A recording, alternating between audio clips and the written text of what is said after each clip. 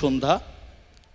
সোজা সাপটায় স্বাগত মমতা বন্দ্যোপাধ্যায়, আমাদের দিদি, পশ্চিমবঙ্গের মুখ্যমন্ত্রী মমতাদি। এই যে এমন একটা সময় আমরা এই অনুষ্ঠান করছি যখন দেশ জুড়ে চর্চায় মহিলা ভোট, মণ্ডল আর কমণ্ডলের লড়াইয়ে যাবতীয় হিসেব নিকেশ ঘেঁটে দিয়েছে মহিলা ভোট সমস্ত জায়গায়।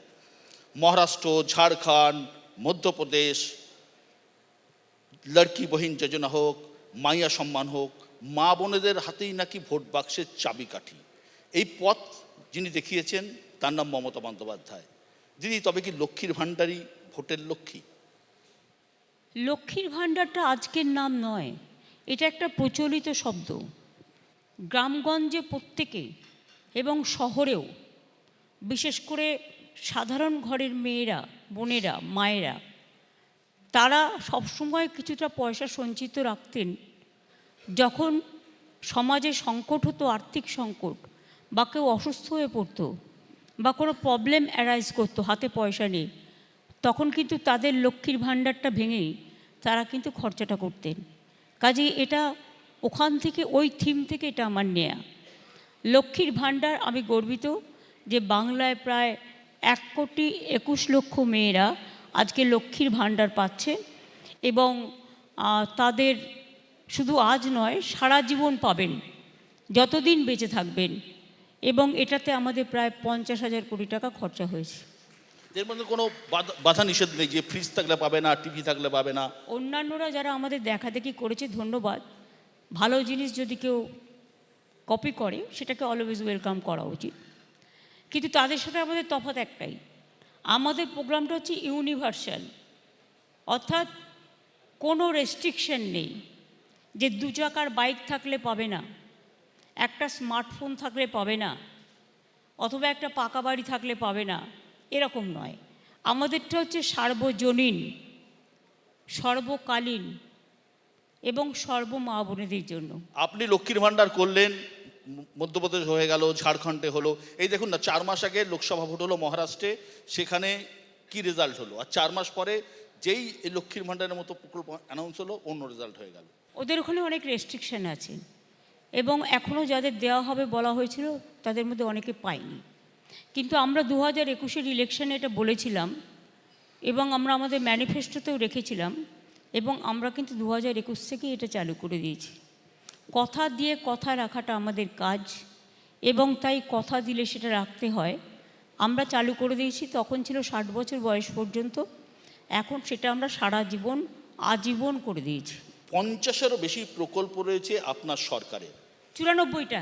আমি বলছি 50-এরও বেশি। তো জন্ম থেকে মৃত্যু সব ক্ষেত্রেই কোনো না কোনো মানে পাশে সরকার দাঁড়াচ্ছে। এই যে একের পর এক ভোটে তৃণমূলের যে বিপুল সাফল্য, এর পেছনে কি জনকল্যাণমূলক প্রকল্পগুলো আছে বলে আপনি মনে করেন? দেখুন, গণতন্ত্রে আমরা একটা কথা মনে করি, জন, যেটা জনগণ মন অধিনায়ক জয় হে।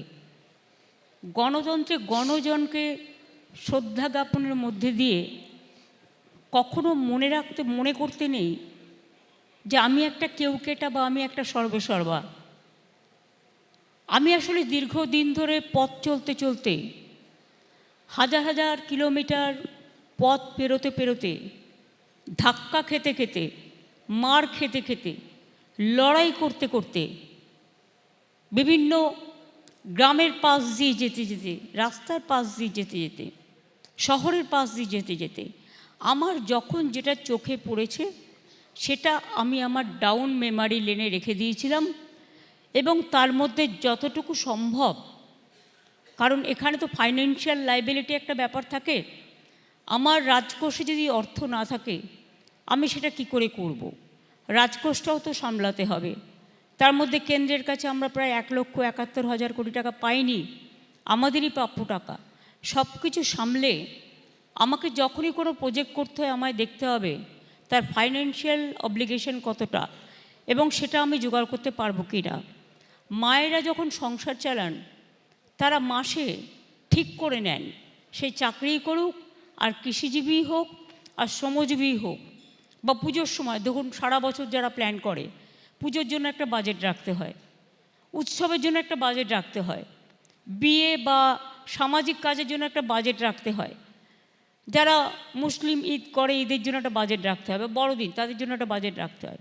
সব ধর্মের সমন্বয়ের মধ্যে দিয়ে প্রত্যেকটা কাজ হিসেব করে চলতে হয়।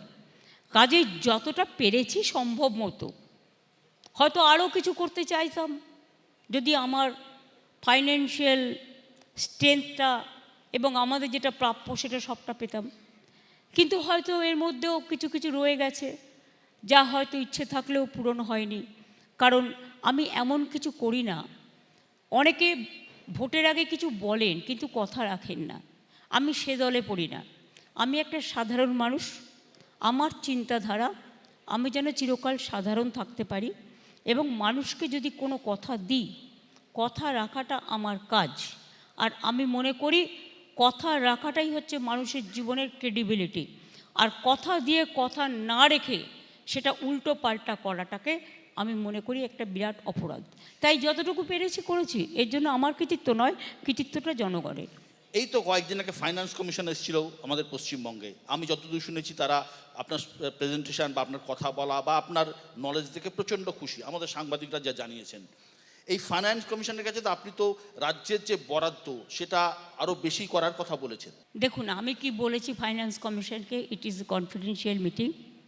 আপনি মনে করেন বাড়ানো উচিত? না, আমি বলছি, আপনি যখন আমাকে বলতে অ্যালাউ করেছেন, you have to allow me to complete my word. আমি তাদের যা বলেছি আমি সবটাই বলেছি।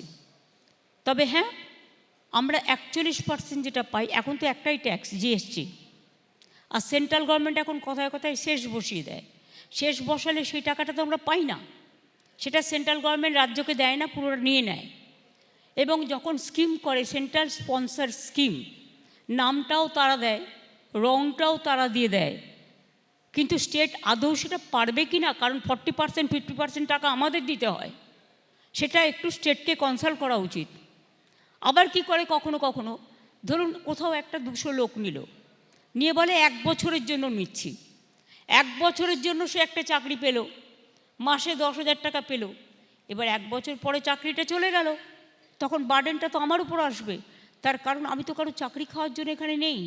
ফলে আমাদের সেটা ব্যাপারে যদি আলোচনা করে নেয় সেন্ট্রাল স্পন্সার্ড স্কিমের ব্যাপারে, যেহেতু আমাদের টাকা, আমাদের পার্টিসিপেশন, আমাদের পারফরমেন্স আমাদের স্টেটে শ্যুট করবে কি না। অনেক সময় এমন একটা নাম দিয়ে দিল, ধরুন ভাষায় নানা রকম ডিফারেন্সেস আছে। বাংলা ভাষায় ওয়ার্ডের যেটা মানে হয়, হিন্দি ভাষায় অন্য রকম মানে হয়, সংস্কৃত ভাষায় অন্য রকম মানে হয়, তামিলনাড়ু তামিল ভাষায় অন্যরকম মানে হয়, কেরালা ভাষায় অন্যরকম মানে হয়। সুতরাং স্টেট ল্যাঙ্গুয়েজকে অলওয়েজ প্রায়োরিটি দিয়ে, যেটা মানুষ বুঝতে পারবে, সাধারণ মানুষ। শুধু আর্টিকুলেট হলেই হবে না বা আর্টিফিশিয়াল হলে হবে না, যে ল্যাঙ্গুয়েজটা মানুষের কাছে পৌঁছবে সেই রকম স্কিমের নাম দিলে তবে মানুষ সেটা বুঝতে পারে। জোর করে তো গিলিয়ে দেওয়ার ব্যাপার নয়, জোর করে যা পারলাম গিলিয়ে দিলাম। এগুলো হচ্ছে উভয় পক্ষকে ফেডারেল স্ট্রাকচারে মেনে চলতে হয়। তাই আমরা যেটা বলেছি, কি বলেছি আমি এখনও বলবো না, ডিটেলস আলোচনা হয়েছে, প্রায় 3 ঘন্টা ডিটেলস আলোচনা করেছি সব ব্যাপার নিয়ে। আমি অফকোর্স জিএসটি থেকে যে টাকাটা তুলে নিয়ে যাওয়া হয় এবং ট্রেজারিতে যে টাকাটা আসে ফেডারেল স্ট্রাকচারে সব রাজ্যের ক্ষেত্রেই, ওটা 41% করে দিয়েছে এখন। আর ম্যাক্সিমামটা সেন্ট্রাল গভর্নমেন্ট নিয়ে যায়, অথচ তাদের কাজ কিছুই নেই, সবটাই করে রাজ্য সরকার। তাই আমরা ওটাকে 50%-এ নিয়ে যেতে বলেছি।